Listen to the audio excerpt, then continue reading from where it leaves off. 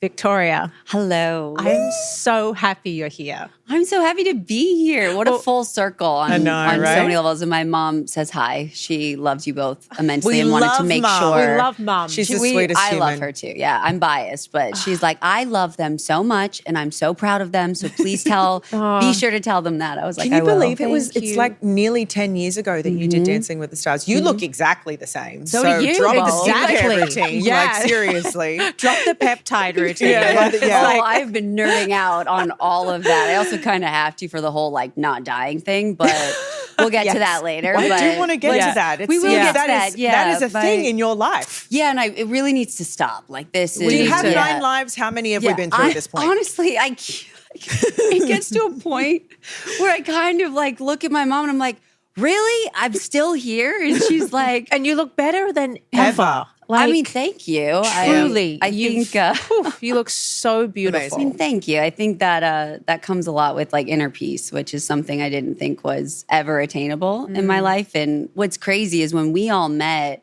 I mean, I was in this very weird time and you both were just such beautiful, kind humans that just went out of your way to like look out for me. And when I was talking to my mom, she's like, do you remember where, and I was just, I was plopped into Los Angeles from New Hampshire and I was still trying to find my way. And here I'm doing this massive show and I've barely been walking and I'm like, hi, well, there's a lot going on here. And I think I just kept crying. And then I met you both and you both went out of your way.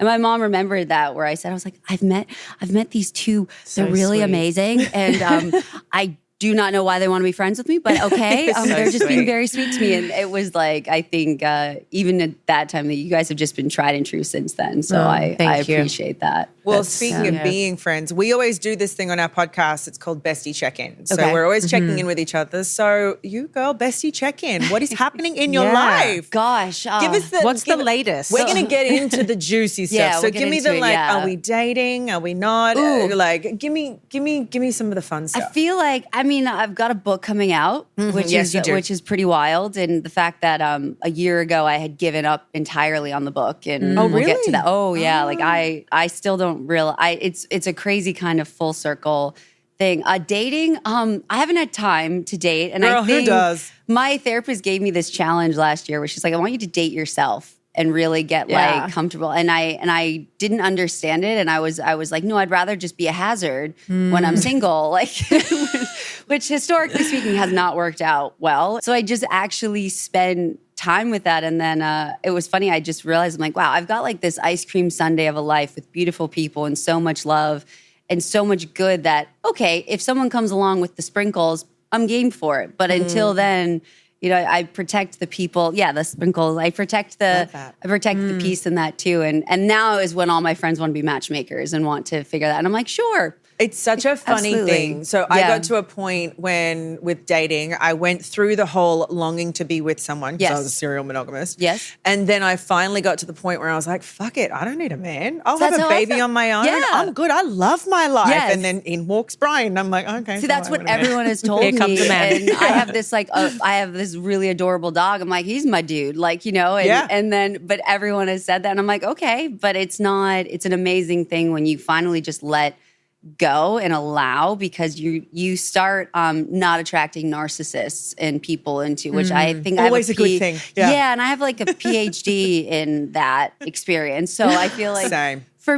Which you haven't, which God bless. I know, God bless, right? God bless. I was I like, love that. When I saw that clip where you're like, I haven't dated, I was like, love that for you. I love that because I've spent way too much time in therapy on that, to the point where there's the memes of them holding the screaming baby goat. I just sent to my sister-in-law of like, when you finally meet someone nice that's not a narcissist and the goat's just screaming bloody murder. I was like, that's probably going to be me, where I'm like, whoa, like what do I do with my hands? Like, what do I do here? So when you find that person, you'll know exactly, it's right and it's for you. Exactly, yeah. So I'm in that allowing space now. Oh, I love that. Oh my gosh, you just feel and seem so grounded. And like, thank you. The last time I saw you was at the recording of Dancing with the Stars, right? And I think you've been through a lot since then, which we will get to.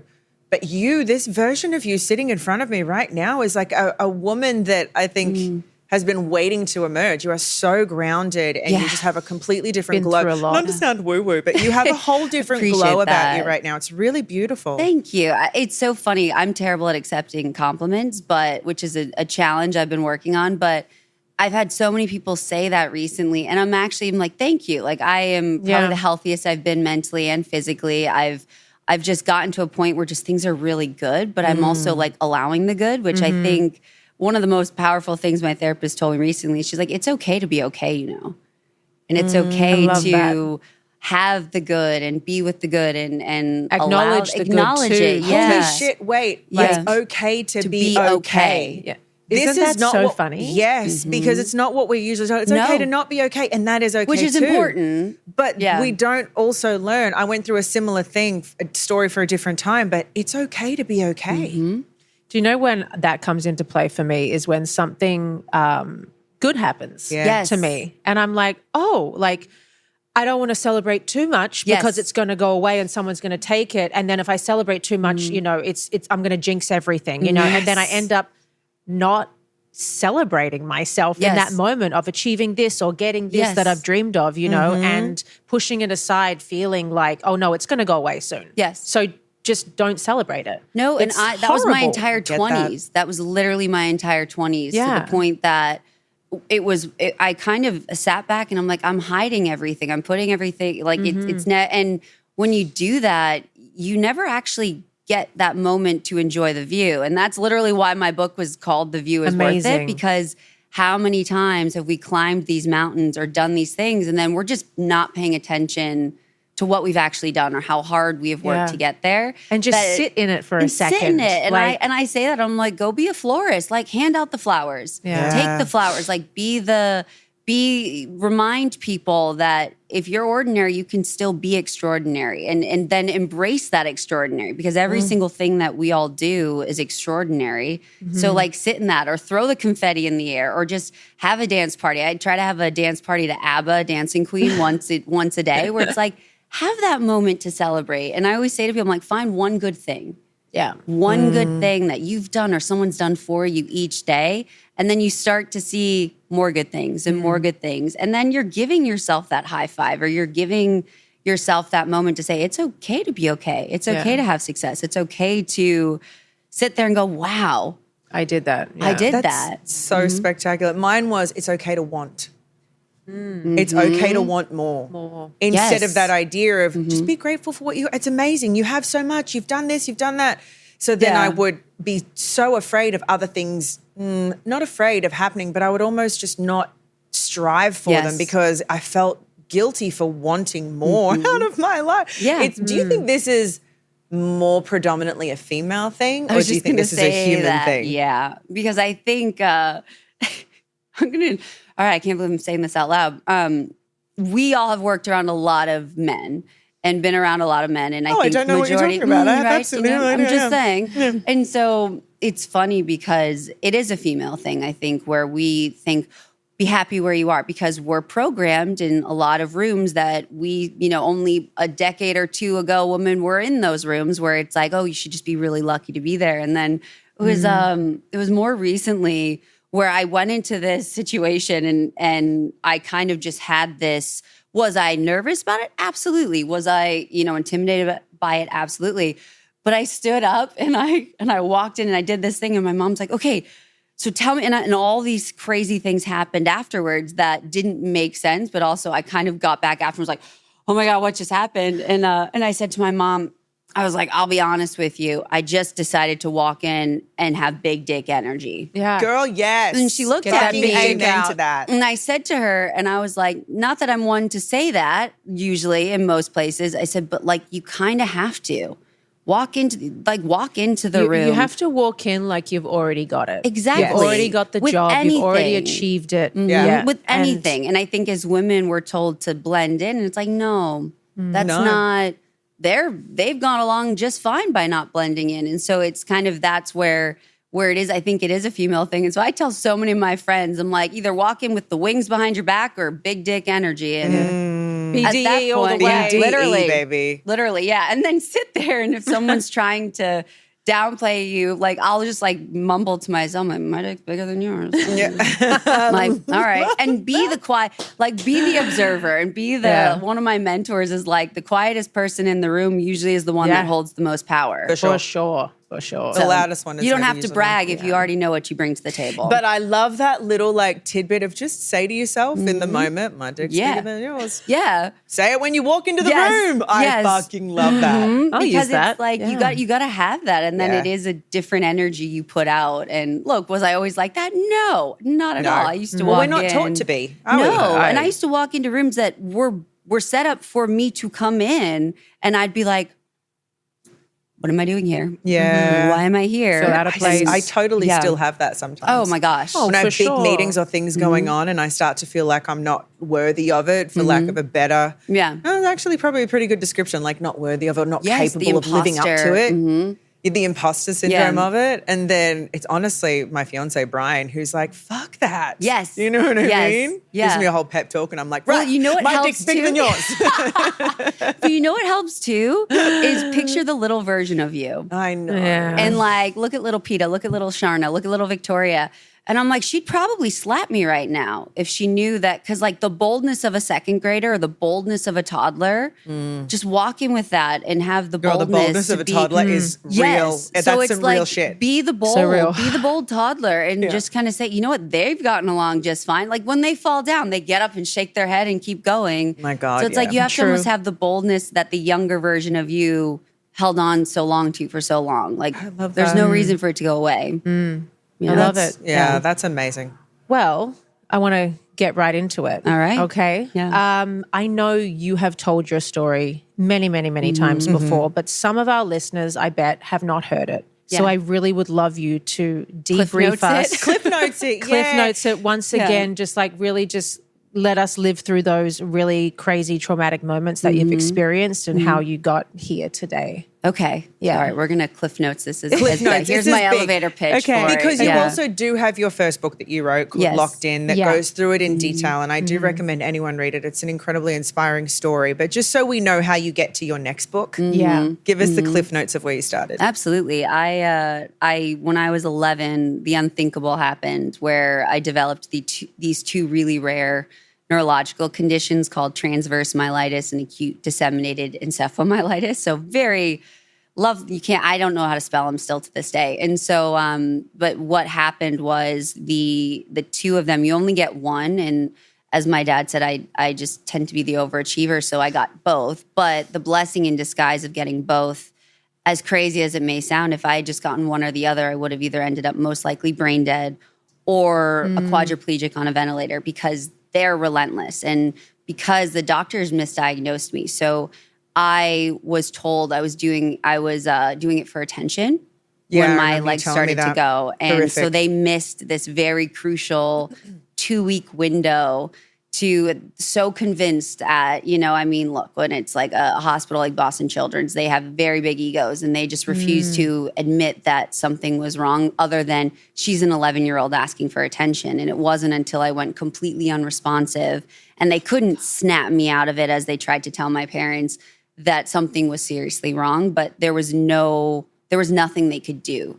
So they basically told my parents, plan a funeral. People don't survive this. And if they do, like the Victoria you once knew is not coming back. So she's not there. And so, put her in a home, get on with your life. And I'm from a family that doesn't take that. And I'm a triplet. And so my mom's like, we've never turned down a challenge. And so my mom, being this amazing woman that she is, was like, well, what do I need to bring her home? And they're like, you can't bring home a child like this. And my mom's like, watch me. Yeah. And so she set up a hospital room in our living room. And my family was basically like, look, for however long we have, we're going to bring the world to her. She's our child. She's, my brothers were like, this is our sister. And so what they didn't realize is I was aware the whole time. So I could see and hear everything, but I was locked in. So I saw and heard doctors talking behind my parents' back saying, this kid's a goner. Can you believe her parents have hope? Like, we all know that this kid's a goner, and it was probably a blessing I couldn't talk at that time because I probably wouldn't have nice things to say to them. Of course, But I saw my family not give up, and I saw my mom's relentless faith and belief that a miracle could occur. And I think it was just so they were fighting for me. So who was I to stop fighting for them? And I think being so young, it also allowed me. I mean, I wrote an obituary and I wrote kind of a goodbye in a sense, but I also didn't want to go down without a fight. I didn't want to not tell my mom I loved her, my brothers, or, so I think there was just this moment of, okay, I'm going to keep trying. Each day I get, I'm going to keep trying. And then I think it was about 3.5 years in that I just kind of hit that point where I was like, I don't know if I can do this anymore. And what's crazy is we were at one of the hospitals because I wasn't super stable, and my mom, they weren't letting her stay with me that for a certain period of time because they were like, go get your rest and all that stuff. And my mom's like, it was the one of 2 times where I didn't trust my gut on staying with you and fighting harder.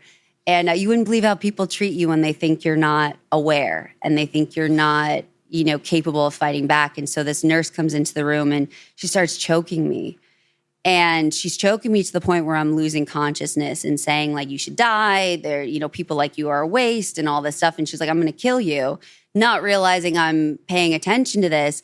But at that point, I was so tired. Could she see that you're sorry? She could see that my eyes were open, but they were not. But so she's a psychopath. She's 100%. She should not be working in a hospital. No, there's a lot of people that probably shouldn't be working in hospitals of what they did. That is wild. That's I a think fucking movie. forgiveness Have you considered that? it was horrendous, but it was a break. It was a breaking point on 2 levels because at that point I was like, I got nothing left. So I'm kind of like, do it. Like I cannot keep up with this. I can't keep being defenseless like this. And right as I was about to lose consciousness, like right when you kind of know, all right, I'm not, this lights out pretty soon. She her eyes widened and she just let go. And my mom's like, I swear Jesus just decided to strike her in that moment, but she let go.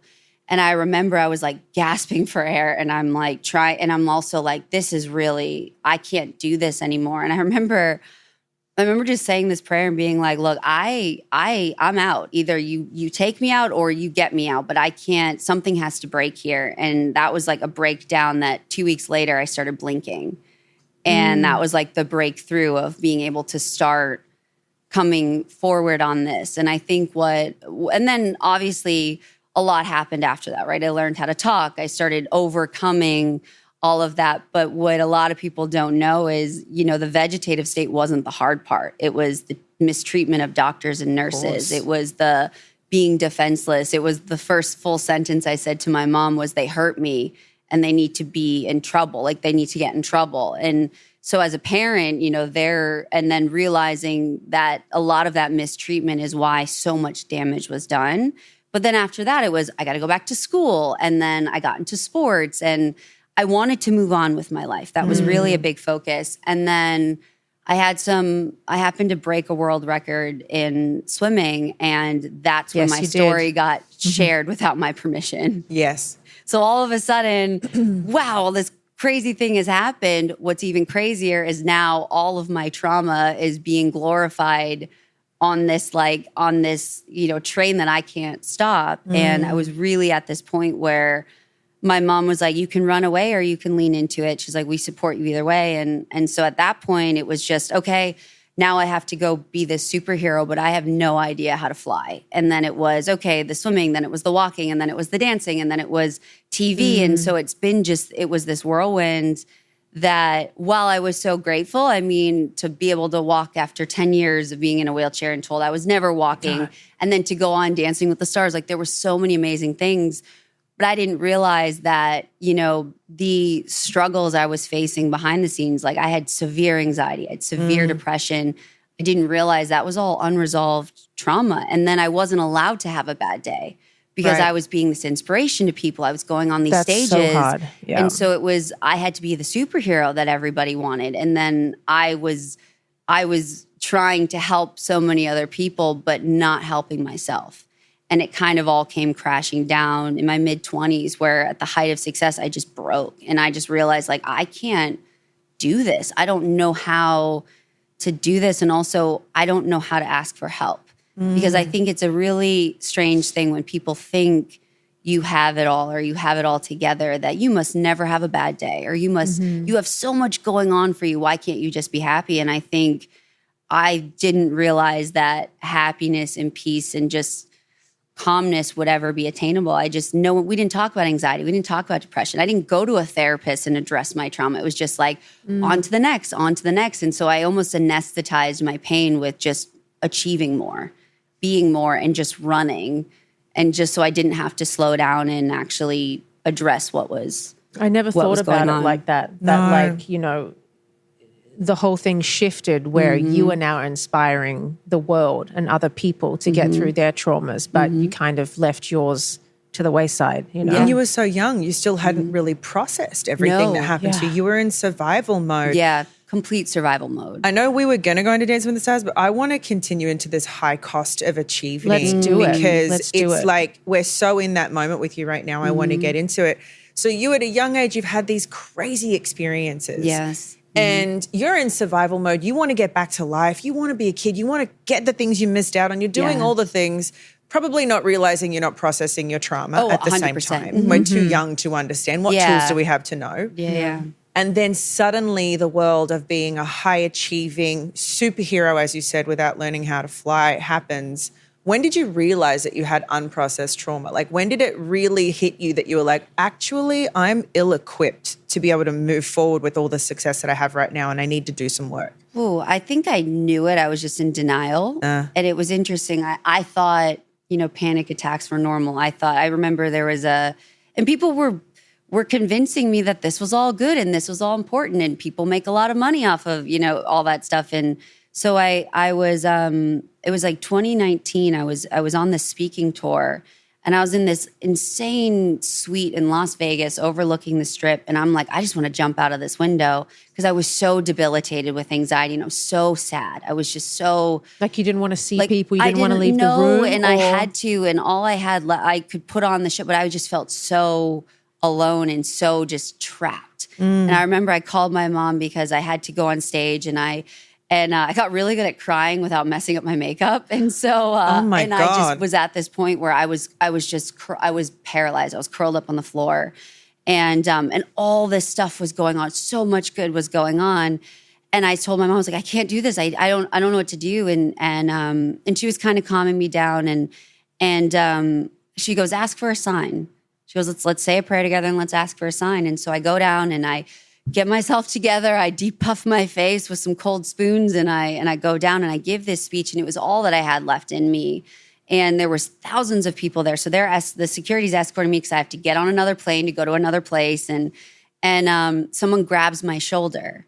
And it was a grab that you just kind of knew was like, I need to pay attention to what that grab was. And security was trying to intervene. I was like, wait. I just want to see who grabbed my shoulder. And it was this gentleman and he looked like he had seen a ghost. And I said, hello, you know, what's going on? And he's like, you don't know me and I don't know you. And he's like, and frankly, I don't even know how I ended up here, but I think you just saved my life. And I'm like, come again? and he said, you know, I've been going through it. I think he had just been divorced. He kind of just was, he felt like everything, he had just lost everything. And he's like, I've really been down for a really long time. He's like, so I had every intention on Tuesday to take my life. He's like, I have my affairs in order. My house is on the market. Everything's packed up in my home. The last thing I was doing to not raise flags was coming to this event so work wouldn't be concerned. And he said, I don't even know how I ended up in your talk. He goes, and I stumbled into it. And at one point in my talk, I say, you know, you can choose to cry or you can choose to try. And even when it appears you've hit rock bottom, you can find something to be grateful for. You can take that one more step. Now, ironic, given that, you know, an hour prior, I was like, what do I do? Right. Like I was the opposite of that. And he says, so I've decided I'm going to try. And he goes, because you've changed my plans. And he said, if you can put one foot in front of the other, then maybe I can too. And so I said, I was like, do you need any help? Can I get you a book? Like what? He goes, no. You've disrupted my plans in a good way. And thank you for that. And then he, you know, and he walked away and I get in the car and I just was like, I think that was a sign, but also maybe this is also a sign that something's wrong here too. But at that point, there was no time for it, right? And then I think as life was going on, it just was slow. I was slowly eroding at the surface, and there was health issues, and there was things that were flaring up. And then I finally just hit this breaking point where I was like, I can't do this anymore, and I don't want to do this anymore, and I don't have it in me to be what people want me to be. And so I really didn't think I had any other option. And it was my mom, picking up the phone in the middle of the night where she wasn't supposed to, and essentially saving my life. And she met me with such love and peace and said, it's okay to not be okay. And that was a groundbreaking statement, because I didn't think that was okay to not be okay. And that's understandable for a multitude of reasons, being what you went through, and then also the pressure of people looking at you as someone that is now okay. Everything's great. You're a miracle. If she can, I can. You're like, look, I'm going to let everyone down. Yeah. Like there's no manual for being a miracle. Yeah. It's like, what year was this that you experienced? 2021. 2021 was when it all came crashing. Yeah. So this was after Dancing with the Stars. Yeah. I mean, during dancing, 2017. I was dealing with so much anxiety and depression, and we put on the face, and we put on, and also too, there was moments where things I could get through it, but then it was the quiet that then I couldn't, it all kind of was creeping in, but I wasn't addressing it. And it's funny, my therapist asked me, she goes, I want to ask when I say the word fame, what comes to mind? And I said, my trauma being glorified. And I had never said that out loud, where nobody, there was this little girl that went through unthinkable things, and then unthinkable, amazing things happened afterwards. So extraordinary trauma, but then extraordinary achievements, that there was no in between of, hey, can I just take a minute? Like, this was a lot. And so when I had that breakdown in 2021, that was kind of the start of me actually taking stock of, I need to address this, because if I don't, I won't be here. And I know that. And I know I even shouldn't be here. And what's crazy, so I went on that journey. But then in the midst of my healing journey of my mental health, I had 4 relapses of the same conditions that, almost took me out in the first place. So I went all this time without any, and then how does that just come back? We don't know. Like that was the thing. I had one where I was on air. I'm hosting a show, and it was the second one. And I'm hosting a show, and I'm all of a sudden, I'm watching on camera part of my left side becoming paralyzed. And so I text my mom, and I'm like, hey, we're having a situation. Can you text my neurologist? We need to let the hospital know that I'm going to be there in 20 minutes. Because at that point, like, treatment is so crucial. Yeah. Because if you don't treat it, your catastrophe strikes. And so like that happened, and then I was back to work. And then the same thing happened, I think, last April. And then I was back. And so there was just this whole process. But in the midst of all that, I'm dealing with my trauma finally. I'm looking at little Victoria and saying, wow, like that was really fucked up what I went through. And we can actually address and say that out loud. So while I'm having health challenges, I'm also then realizing, hey, like I can actually have a genuine smile.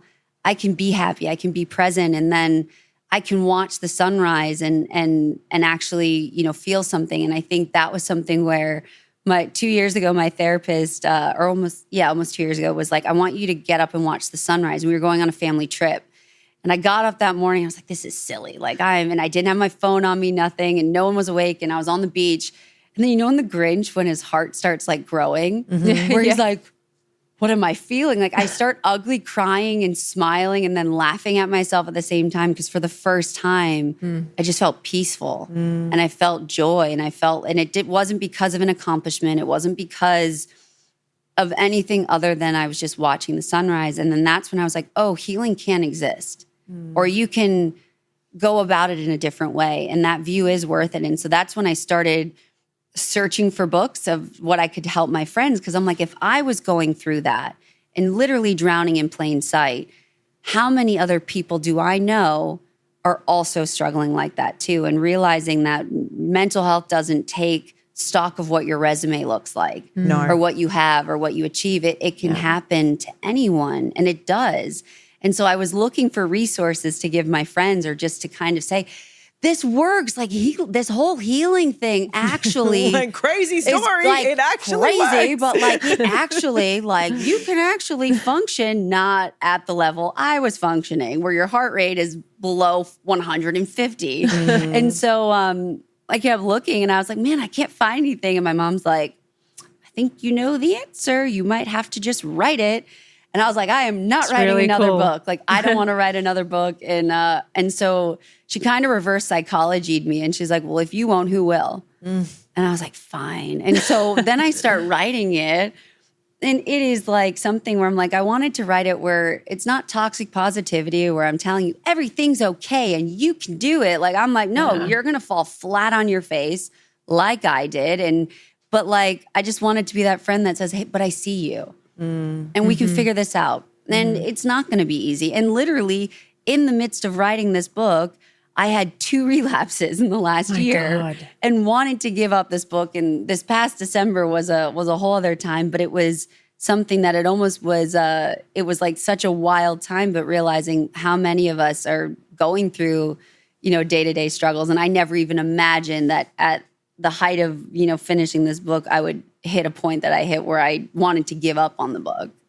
Tell us what happened in December. What was, you say, crazy on another level? That's unfathomable to me because of what we already know. So, everything is wild. What do you mean by that? So I have had these relapses and stuff, but everything, we had got, sorry, I keep bumping the mic. We had gotten the treatment, we had gotten the things handled. And then December, I had the relapse of all relapses, where it was probably, within 45 minutes, I couldn't move anything from the neck down.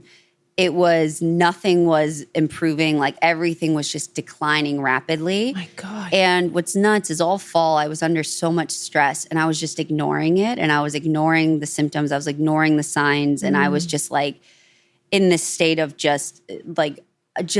you would have not, when you saw me in the fall, I was just a shell of a human. And I just wasn't paying attention to what I was writing. And so then in December, I have this relapse, and it was probably the closest to being in a vegetative state and the closest to as bad as it got back in 2009. Wow. To the point where there was a point where I kind of looked and I was like, I don't know if I'm going to pull through this. And I don't know how, because of how bad it got. And so when I did, You weren't locked in again. I couldn't move anything. But you could speak? I could speak, but there was about 2 days where I was really out of it. Oh my gosh. And I was like, I remember That looking at must my have brought mom, back- and one of the last coherent things said, I was like, just protect our family. Like, don't have dad come see me. Don't have anyone. I want to protect the people I love from seeing this, because if I'm saying it's bad, then it's probably bad. And because I'm the queen of downplaying things. And so I literally, 2 days go by and I'm starting to come to, and I have a very dark sense of humor, but I literally just kind of looked at my mom and I was like, you broke your promise. And she's like, what do you mean? I was like, you didn't pull the plug. And she goes, well, I tried. There's no plugs I can pull. I've pulled them all. And but I looked at her and I was like, how are we here? Like, how did I end up back here? How am I, like, this can't be what keeps happening. And my mom was like, something has to change. She's like, you can't keep going like this.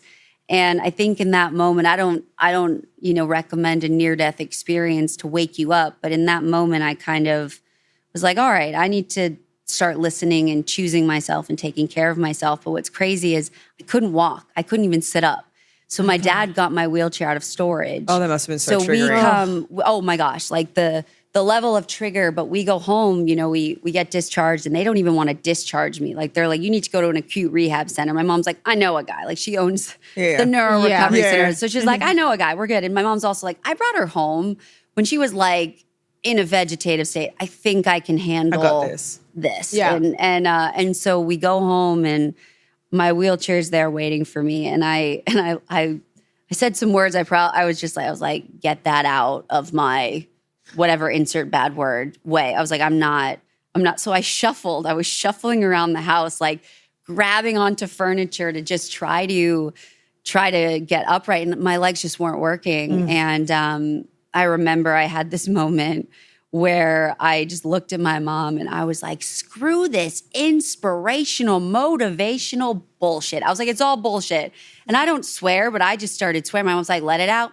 She's like, come on. She goes, it is bullshit. She goes, screw it. And I was like, I'm so sick of this. I was like, I have done all these things. I was like, I'm a nice person. Like, I was like, what you do I don't deserve this. Like, I was like, what the actual hell or whatever? Like, what? We say fuck on this podcast. Yeah, what the actual fuck? Like, I was like, free to say it. I was like in this point of just so defeated. I had never felt so defeated. And I was like, and here I've overcome the mental breakdowns, all these relapses. I was like, I'm done.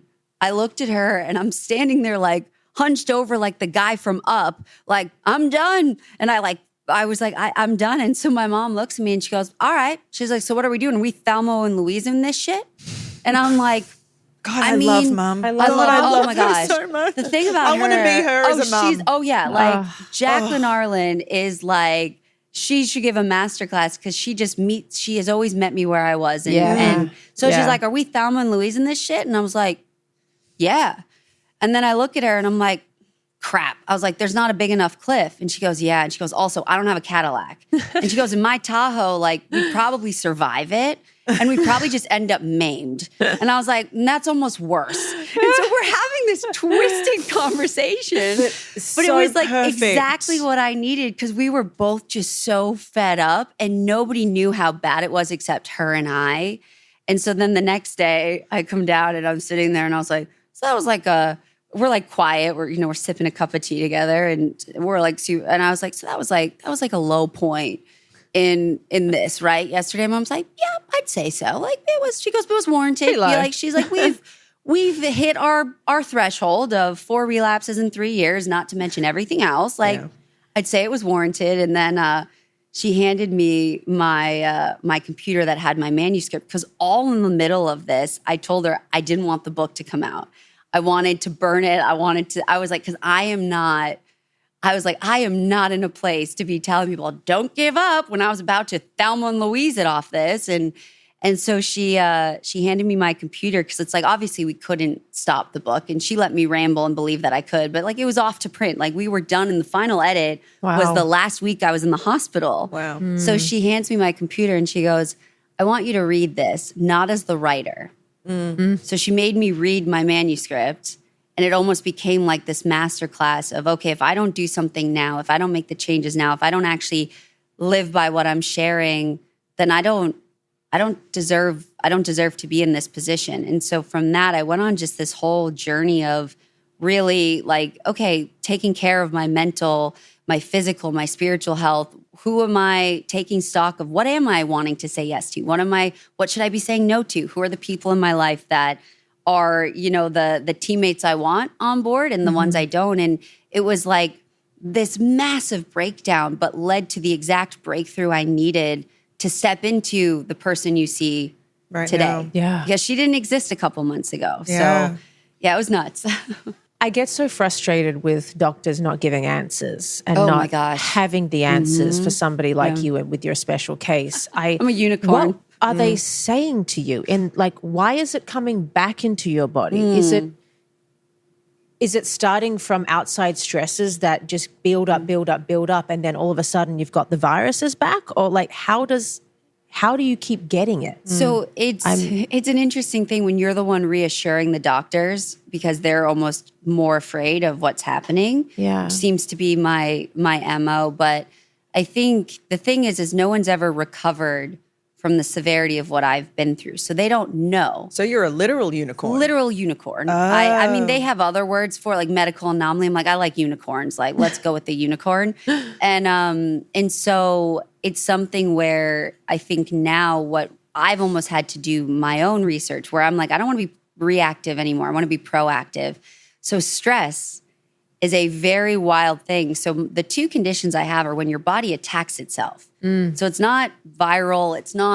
It's really when your body thinks that it needs to protect itself, but it misfires and goes after your brain or your spine. So I had been under just extreme levels of stress to the point of like a normal human being probably shouldn't even have a quarter of the stress I was under. So my cortisol was just through the roof and I wasn't taking care of that.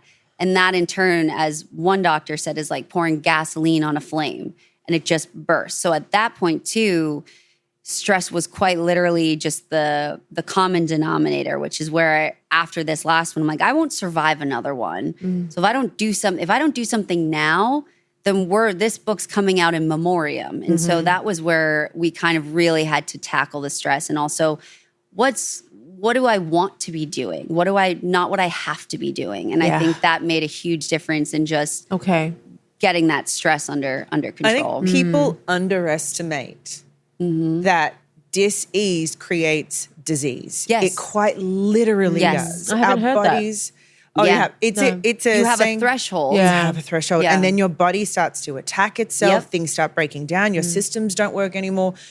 Cancer can come from it. Like literal things can come from this. Inflammation. And when you were talking earlier in the in our chat, I was like, I wonder if like all of this stress and anxiety, so many relapses in a short amount of time. Yeah. It's just, it makes so much sense to me that that's what was creating it. And it's so interesting, right? I don't know if I'm going to articulate this properly, but you're starting to do this inner child work, which is so important. Oh my gosh. And there's one level of you that is existing with like this joy and happiness that you're healing these things, but you haven't healed the part that so many women go through of just work and do it and show up and hold everything for everyone else and be grateful and show and prove it and you can do and don't let anyone down. And so don't take a break. God, but you've had to go through all of the lessons. Usually we don't have so many of them. So you're doing the work on one side, spectacular, starting to heal yourself, but it does not change the fact that you still had to learn how to honor yourself as a successful woman in an industry with a high pressure, high success job, showing up for everyone and not realizing it's okay for you to say no to things. It's okay for you to want what's best for you. It's okay for you to say, I'm uncomfortable with that. And so you kept living with this stress. So while you're going through deep healing and joy and inner child, you're also experiencing deep anxiety, possibly depression, high levels of stress. Terrible depression, yeah. And so isn't it crazy that those two things can coexist at the same time? Oh, absolutely. I always say, I'm like, you can be at rock bottom and the top of the mountain at the same time. Yeah, they don't. Two things can be true. They're It's not hard to. It is hard see that to and see envision that. Absolutely, you know? but you can be in both places. Like you can have moments where you're so happy, but still have that depression, have anxiety, or have everything going for you, and you're still hurting. And I think that's something where I talked about this in my book of like, it's okay. You can have all these things and still hurt. You could be doing the work and still fall flat on your face. And that's not something to be ashamed of. If anything, you only fail when you stop taking steps, when you stop trying to just climb the mountain. If you show up, you fall flat on your face, congratulations. You still showed up. And I think that was the biggest thing I've learned is I just have to keep showing up. I can show up shaky. I can show up not, and I have also too found being more open about it. Like when you say, oh, how are you? Oh, I'm good. How are you? I always ask it again because 9 times out of 10, of course, your actual answer is way different than the first one. And then I'll also say, I'm like, well, I cried at my shoe today, but it's all right. I had a cracker and now we're good. Or that's my bat signal of I probably need to maybe go meditate, maybe take a nap, maybe have a snack or do something or I love cargo pants, so put some cargo pants on. Like Girl, that's who a doesn't? Anyone that lived through the 90s, I'm sorry. Okay, kind of never left me, but no, anyway. they didn't either. And Thrilled that they're God back. bless my sister-in-law Liz, who's like, you in those cargo pants. I was like, I love pockets. Yeah, I love pockets. I'm not so thrilled about the low rise these days after a baby, but like I love a good cargo I love pant. a high rise. I love a high rise situation. High rise with a lot of pockets because you can put snacks in them. But so it's like, yes. But it's like, but you can still and that's where I wrote I wrote it from a place of I'm not an expert, but I am an expert in falling flat on my face and having mental breakdowns and having breakdowns that led to breakthroughs, but also in the midst of all that, things not being okay and honoring that where like I just hid behind a smile for so long. And I'm like, how many other people do I care about are not okay, but need just a space to say, hey, that's okay. Yeah. Like we all need a moment. And I think that's where it's like, if nothing else, if this can just be like having a friend say, hey, like I see you. Because we live in a world where we're so connected yet disconnected and we don't realize you can take space for yourself. You can, if anything, what happened in December, I almost like went dark because I needed to process. I needed to heal. And also I couldn't bounce back. Yeah. Everyone expects the comeback, but they don't realize that the cost of a comeback. And that's been the story of my life. And that almost cost me my life, both from a health perspective and a mental health perspective. So honoring that comeback, but honoring that journey of whatever mountain you're facing, of what it takes to climb the dang thing and the work it takes and the tools you might need, and just giving people the opportunity to just honor where they are is huge. But also you have to honor it with yourself too. Like take up the space and then make space for someone else. And that was like the biggest thing that my mom taught me, and giving me the space to not be okay, but then helping me create space for other people to come forward and say, hey, I see you. I love and that's that. okay. You're helping so many. God, yeah, you have that BDE. Yeah, but that use too. Use it with that feminine energy where we create space for everybody around us. There's room love for it. everyone. I love that you're giving the message of it's okay to not be okay, and it's also okay to be okay. Like all of it is okay. They can all exist. Yes, and even at the same time. And I think we so often as women gaslight ourselves. Oh my into gosh. Get it together. Get it together. Don't be so Story of emotional. my life. All of us. All God, I of just us. started using a period app and I realized what the luteal phase means. Oh my I'm like, gosh. I've been gaslighting Same. myself my whole fucking life. I've What's realized- the luteal phase? It is called the T-Rex phase, where T-Rex you're like phase. a Velociraptor T-Rex hybrid. Yeah, like don't fucking breathe, chew with your mouth Yes. closed. Matter of fact, eat outside. Yes. Wait, is this That's the while luteal. you are bleeding? No, leading it's up the to it. Girl, it's 2 weeks It leading is- up to your It period. is leading up to the massacre. Oh, that's so why you're then. running Okay. from the murderer at this point. Yeah. Like you were being chased. Because this But was you my also have a thing. machete too. So Well, that makes sense. Yeah. The Yeah. week before the period. Oh my God. Yeah. Is lethal. yeah, where you are literally looking at someone and you're like, I think I want to cry, but also at the same time I want to snack, and I Stab you. might just yell. Or punch you in the face. Or punch you, yes. Like, or like I say to my mom, I'm like, sometimes I just want to be a bitch. And she goes, same. And I was like, but I can't. And I don't know how. So I'm just going to be a dinosaur. God, I love Or you my so nephews much. call me Dinotaur because I'm Auntie Taurus to them. Dinotaur. So I'm just be like, I'm going to be a Dinotaur. And I have this, I'm going to tell you something that nobody knows. Ooh. Before I do something that I'm like scared of or nervous about, Oh, I love. I whisper to myself, I'm Tor, hear me roar. And then I go, rawr. And I've done it. Whatever on, gets you like, going. I've done it sitting at the desk of like Sports Center, and I go, I'm Tor. And then I go, rawr. And then they go, and go. And I'm like, all right, everyone, like we're I'm obsessed with that. And that's him. right. Just it's like a little And then here we go. rawr. And then I go, okay, so I'm a civilized adult now, but I'm like, I gotta be a Dinotaur too. I love Is that inspired by your nephews? Did you Yes, say? my nephews. So I'm in my fun auntie era, and they love my godson Landon loved dinosaurs from a very young age. And I remember one day I was sitting with him, and he's educating me on dinosaurs, and he's like, Auntie, do better. Like you need. So then I started learning about dinosaurs, but then I realized I think I like dinosaurs too. So then that kind of became that where I'm like, I just need to be Dinotaur. Dinotaur. I love that. I love let it. her roar. So Dinosaurs, Yeah. boys. Liking dinosaurs is a sign of intelligence at an early that's age. what I discovered. Yeah. Mm-hmm. So I'm like, well, that's Really? probably why I've discovered it later on. Why is that Yeah, a sign I've- of intelligence? Zane's into Nightmare Before Yeah. Christmas.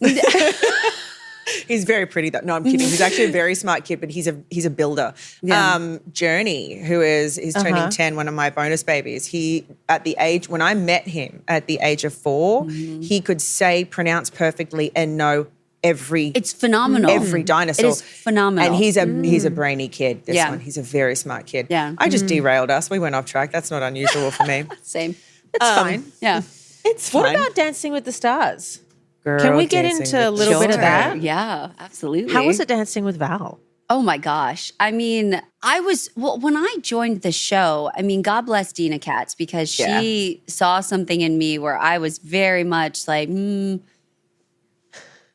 what? What do you mean? Like, what do you mean? So you And- didn't pitch for this. Did she find you? Like, no, how so did it that was kind happen? of a connection with like my agent at the time, and then they found out I was a fan of the show, and because I've loved the show, so I learned how to hold my head up watching Dancing with the Stars.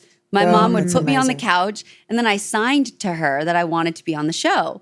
And she goes, okay. She's like, well, we got to learn to hold our heads up first because you got to have your head up to dance. God, so I I'm love learning Mom. to sit up in 2010 watching Dancing with the Stars and like signing to her like, I'm going to do that show. And she's like, all right. But I was also a 5-year-old that told my mom I was going to win a gold medal. And instead of being like, oh, well, do you know the likelihood of winning a gold medal? She took a swim cap, drew an American flag with my name on it. So that's who my family is. Just a round of So applause yeah, like for Mom. give it up for Mama. We love her. On. But that's She's spectacular. when I'm learning to sit up. So then when I found out so then the whole joke when my mom opened up Project Walk, where everyone was like, you're not gonna, don't mortgage the house. Like the odds of Victoria walking are slim to none. My mom mortgaged the house to open up this facility and didn't even know how to work a laptop at that point. So when she opened it, she put a plaque up on the wall that said, may your dream of dancing in high heels come true one day, like dedicating it. So a year after learning how to walk, there's a common I think it was basically like they knew I liked the show and then they liked my story and everything. And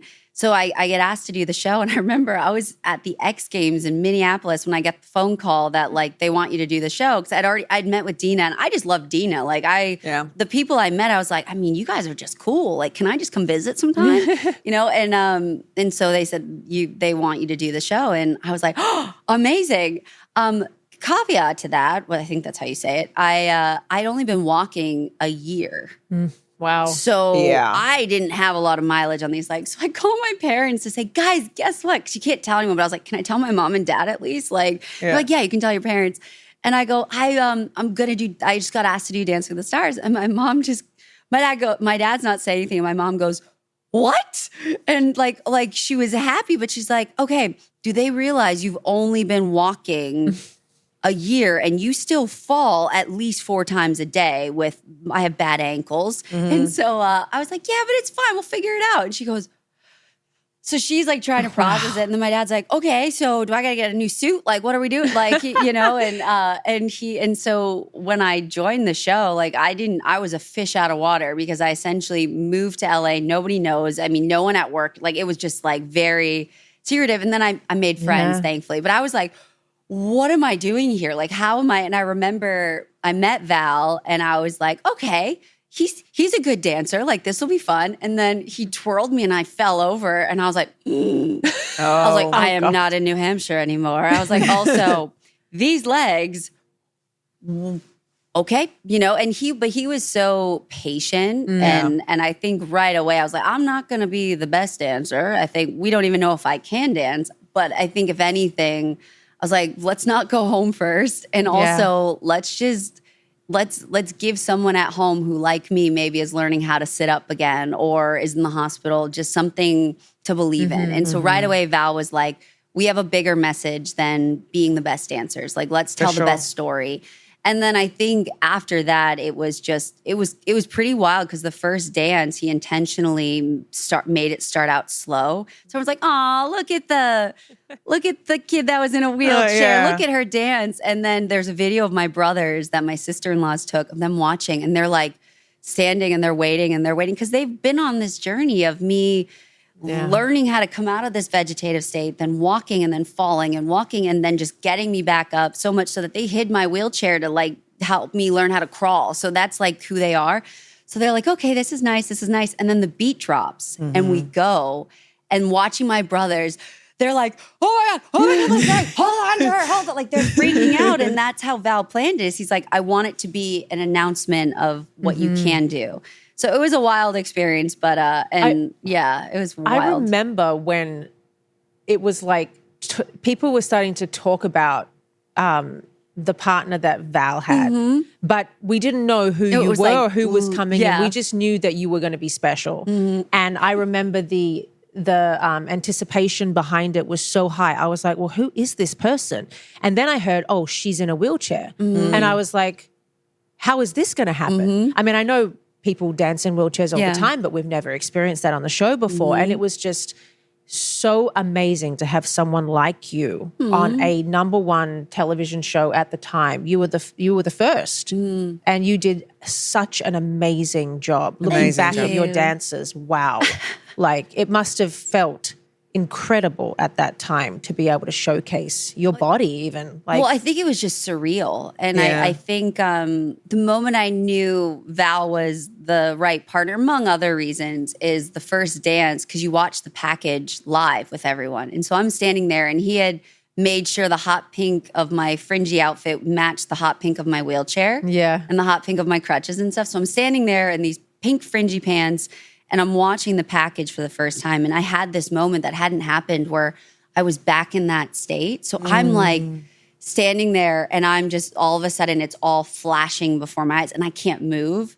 And then next thing you know, it's like you hear the clicks, and Val comes like running up, and he has this huge smile, and he goes, let's go. He's yelling at me. He's going, Arlen, Arlen. And then I like snap out of it. And as because he's watching me kind of fade into this like, the package can get you. Yeah. And my parents, and I'm like, how did I even like get here? And then I all of a sudden hear Arlen, and I'm back in the ballroom of this place, and that I watched from some of the most dire places of my own life. And he's like chassing his way up to me, and with this huge smile, and he goes, let's go change the world. And that was the last thing he said. And then we just went. And I think that was what was so cool, is it was just like, let's show people what they can do.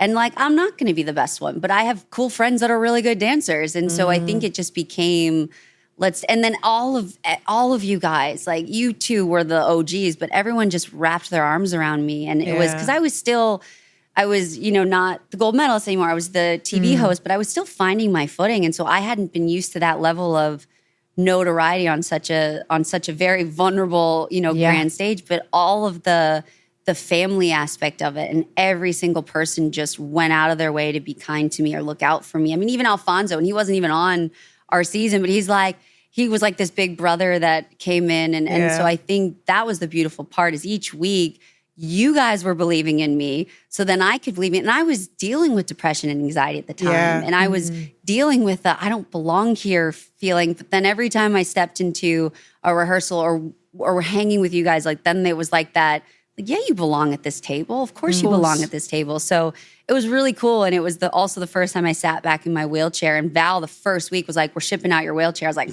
that's cute. Yeah. But we did that. And the week leading up to that dance, Val spent a couple hours in my chair to see what that was like. And it was this moment where he's like, I couldn't imagine not having my legs. And so there was this like shared respect of the journey, and then having it there. I don't know if you guys remember it, just sitting there in the ballroom with like a light on it. Yeah. And it was surreal for me, but then so many people it was kind of this moment of like, let's honor all abilities. Let's honor everyone. And then the next day after that dance, we got so many videos of people showing up to dance studios in wheelchairs. And so if anything, that experience, I was like, I didn't expect to go as far as I went, but I was like, if we can make a difference in one family watching, or one person learning to hold their head up, or just believing that, hey, your ceiling isn't capped at what you're currently dealing with. Like, you're not defined by this defeat you're feeling. Then that's worth it. I love that. It was also a hot mess journey behind the scenes, but it's fine. I feel like I want to share with you that, like, you talk about how Val was the right partner for you and all the things that he gave you, but I also just want to highlight that you were the perfect partner for him, especially at that time, and what you brought out in him, what people got to see of him. Val always will be a high-level competitor. Yes. Known to be a very tough coach, but when it came to you, it brought something else out in him. He met you where you were at. Yeah. And I think he discovered other things about himself in that process too. That was a groundbreaking, career-changing season for him, for himself, not the way people see him, but for him to know him, and his understand. heart is beautiful. Yes. And he's got the most beautiful heart. But like me, like so many of us, when we get in that competitive space, a little something else comes out of us. Yeah. But when you're in a situation where you have to put that on the back burner and meet someone where they're at, it's not about the competition, it's about the something else. It is the most beautiful experience. I say that I experienced it with Noah Galloway. You know, I was oh my gosh, you were amazing. And it was the same thing, high-level competitor, and then I was like, whoa, what do I do? And it was one of the best seasons of my life. So I just want to honor and share with you that you were an amazing partner for him. It wasn't just what he gave you or that experience. It's what you gave him in his career, in his heart, and also the people watching. It was really It was really beautiful. I Beautiful still to remember bawling my eye multiple times, but your contemporary was a trio, right? With Who was Jenna? that? My parents, so Jenna and Val came your to parents. me, And, and they're like, we want to honor, we want to Yeah, honor it your was beautiful. parents, and I mean, the two of them are brilliant, but they brilliantly put it. And I was at first against it because I was like, I don't know if I can be there again, if I can go there, or if I can get through a dance like that. Yeah, and yeah. then they kind of sat with me and they're like, no, but this is a celebration of you got out of that bed. And your family didn't give up on you. They didn't. They were the shoulders that carried you. And Yeah. so, and I think we all agreed that how many of us, if we didn't have our village or someone to carry us when we were falling, how different our lives would look.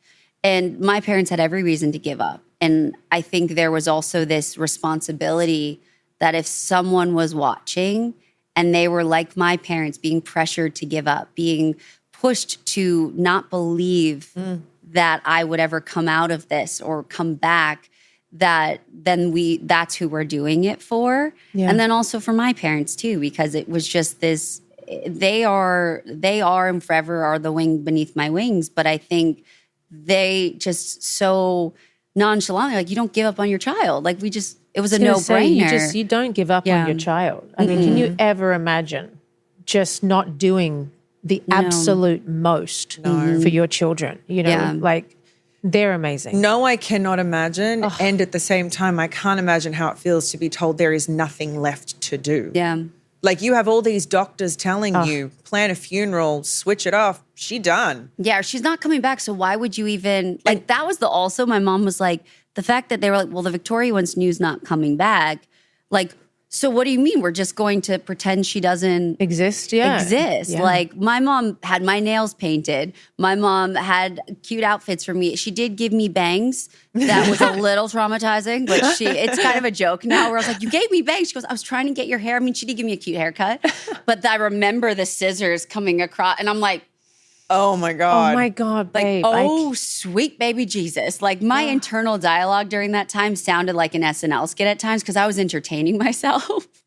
But also the bangs, yeah, that was I think that's the toughest thing for me to put myself in your situation is the locked in feeling. The reality And of I don't mean to the harp actual- on about it, but the reality of just not being able to do anything, say anything. Yeah. And I can't imagine. You want to know what's crazy, though? Is when I was struggling the most mentally with my mental health, like back in 2021, I texted my mom and I said, it was easier being in a vegetative state than where I'm at now. I feel more trapped than I did when I physically was trapped in my own body. And what was nuts is a thing I held on to was I was excited to scratch my nose one day. And then here I am, not only can I scratch my nose but I have all these things going on, but yet I felt more trapped and more like I just wanted it to end than I did in that vegetative state. And I laugh, I'm like, little Victoria had her shit together. Older Victoria was So the one that was like, interesting. whoa, this is not, and I almost had to, remind myself I can scratch my nose, remind myself I can put one foot in front of the other. But it was really, that was the eye-opening realization of that was way harder than surviving those 4 years. Because not only was I trapped in a way, but I was like suffocating. I felt like I was just drowning in plain sight, but then I still had to perform. I still had to show up to go to work. I still had to, give the PSA on the suicide hotline 3 days after being someone that probably should have called it.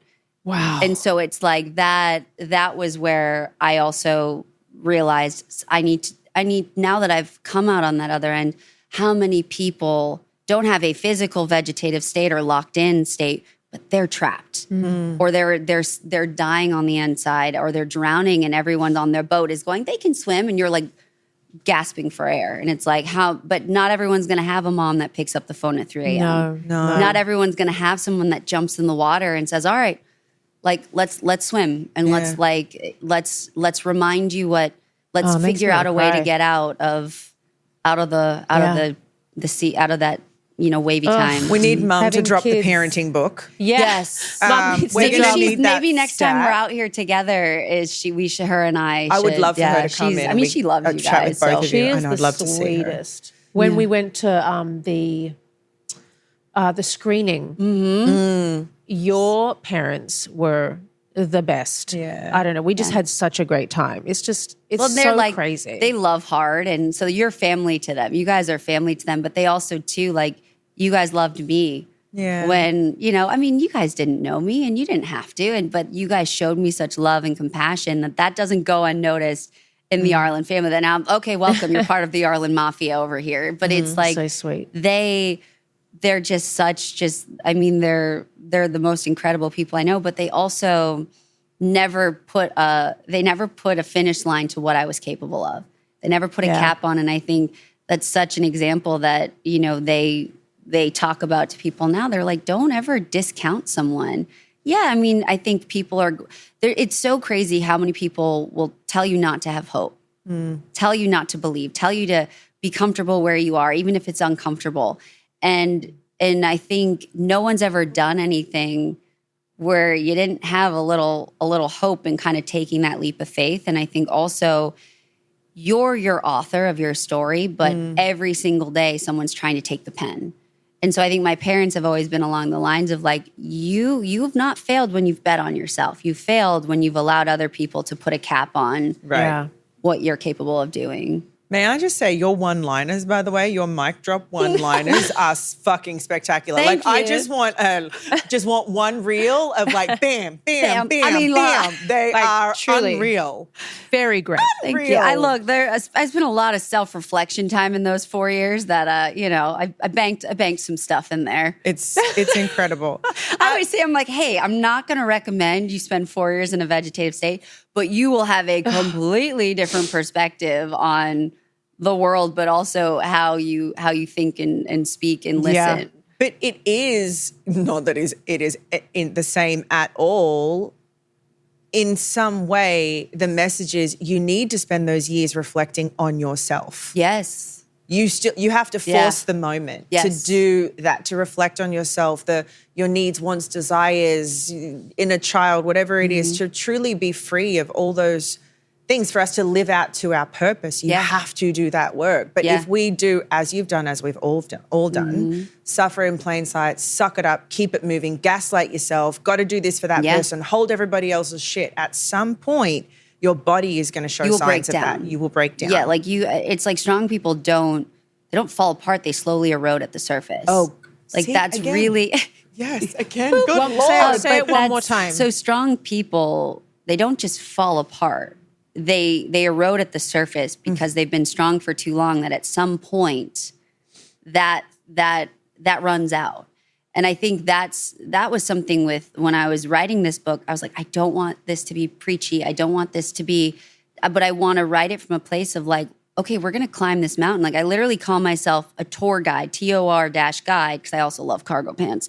But I write it from that place of like, okay, here are the steps to climb a mountain. But like, we got to unpack the stinky sandwich in your backpack. We got to unpack the rocks that we've been putting in there, the defeating thoughts, all of that. But then put in the tools. And also like, I always say I'm like trauma or anxiety or depression is like the annoying neighbor that comes over and can't take a hint and brings a really disgusting pie. You can tell them to leave and you can change the channel of what you're watching or you're listening to in your own internal self, but then throw out the pie.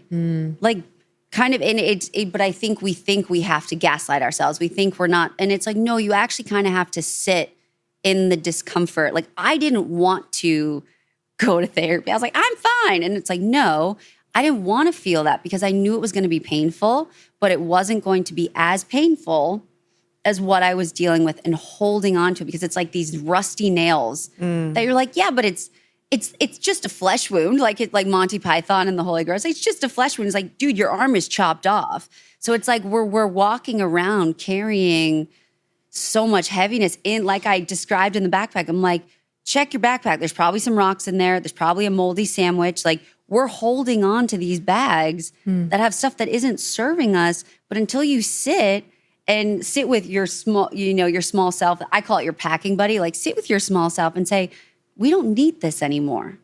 We're not there, and that's a good thing. But you can make space for where you want to go or what you want to bring in for that. And I think, but you got to simplify it. I think we have to do all these seminars and courses and things. Yeah. And it's like, no, it really, and I simplified it in the book of like your friend saying, hey, that stinky sandwich has got to go. And that's like, let's feel it. And it might be uncomfortable, but what's on the other side is freedom. Far greater. So you feel to heal, and then you find that freedom, and then you go, whoa. You watch the sunrise like me, and the Grinch is going, your heart's like, like I'm like, what is joy? Or even I would love like, to watch the sunrise. but it's a beautiful thing. Like I love my mornings for that, but it's like also just like being present. Like I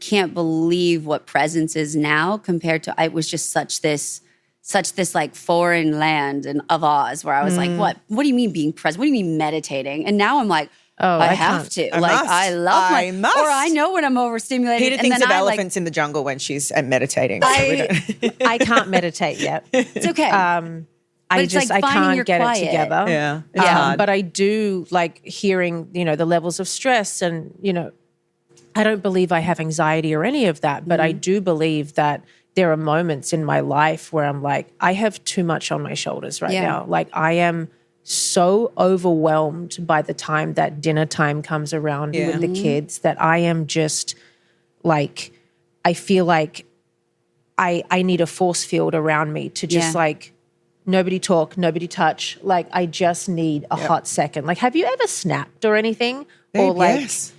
I short circuit where all of a sudden you just go, Yeah. like it's just blank. I'm like, I was like, look, I love you guys and I know you need something from me.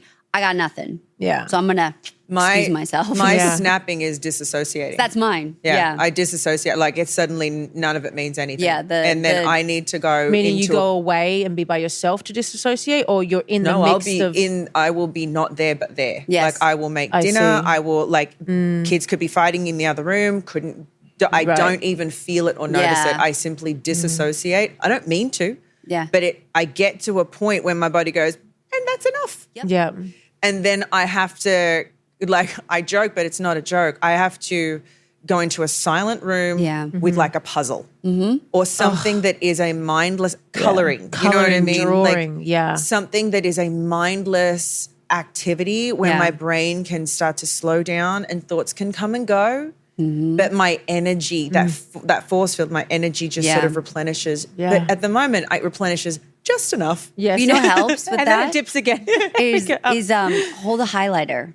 What? Put a highlighter in front of your face. If you're ever spinning out, you put a highlighter in front of your face. It's a form of like brain spotting.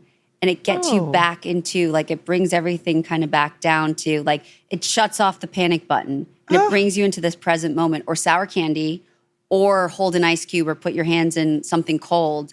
It brings you back to a space of the world's not ending. Everything can take a beat. Yeah, that's why my nails are neon. Because I couldn't have a highlighter in front of my face. What color highlighter are we talking Any about? color. Something bright. Just something neon. Something bright or even something shiny where it's like just bring yourself back to this moment of, oh, look how bright that highlighter is. Why is it so bright? And then next thing you know, you're back in your body. Or sour candy or ice, where it's like you're back in your body. Because there's been times where like I've been on air having You're going to see me with fluorescent nails. Oh, yeah, like that's why my nails are so bright. Like I couldn't None hold of this the highlighter. soap nail trend. Every 10 minutes. My friend literally who does my nails, she's like, if you asked me for a demure, like neutral color, I'm calling your mother. Like something's wrong. And so like, when I was going through it, I still had to go to work. I still had to be on TV where people are screaming in my ear and the train is on fire and I have to sit there and be like, no, it's not. Everything's fine. So that's why I started having neon nails, because I could just kind of look down, or I talk with my hands so I could see, have a focal point. So if you're ever feeling that way, have a focal point to bring you back into your body and be in a quiet space if you can. Just bring yourself back to your body. I love this so much. Yeah, we learned a lot. Thank you. Thank you for that tip. We do a lot of sour candy highlighters and everying in Trust here. me. Yeah.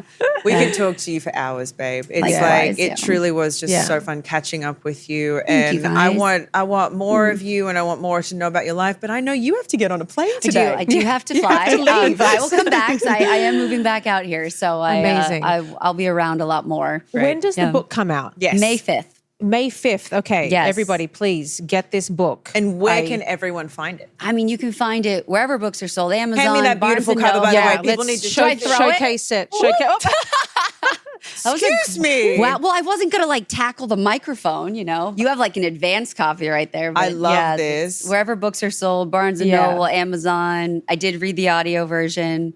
Amazing. Oh, you did the audio version? Okay. Then I mean, Yoda was unavailable, so I did Love it. Yeah. You guys got to get a Thank copy. you. I think this sounds like an amazing book for anyone to read because I think we all struggle in suffer in plain sight. I think we go all through the same things, just not to the depth, right, of what you've experienced. And I think anyone can take something from this book. Of course, also your first book, Locked In, is incredibly inspiring. But to know that you got here with this one and in some way it was you wrote it for yourself is what I'm hearing because it's what got you to a point. Not that you knew that, but when your mum pushed that to you. Yeah. And it was like, I was like, oh. And then I wrote it of, I never want anyone else to feel the way that I felt and felt like there was no way out. Except a very dark way out. And so that's also, I wrote it also for the girl, me at that time, but also any other guy, girl that is at that point where they just need a friend to say, hey, I got you. I'm like, this is just that hand that I needed to just say, you're not, it's going to be okay. You're helping so many people. You are helping you. so Thank many. you so much for coming in today. Thank We've missed you. I've It's so missed good you to see your both too. face. Thank Love you. you. Love you both. Yeah. Thank Good you. luck with everything Yes. moving forward that you have going on. And I can't wait to have you back here to hear Maybe about there's a more of it. third Thank you. book. Maybe there's a third. Maybe. Oh gosh, I don't know. Who knows? And mum's parenting book. We Mom, must. yeah, maybe it's something with my Yes. mom because she's my gal. So yeah, I think that would be an amazing that'd be idea. really cool. Thank you, Love babe. you, babe. Yeah, love you both. Thank you. Thank you. Guys, thank you so much.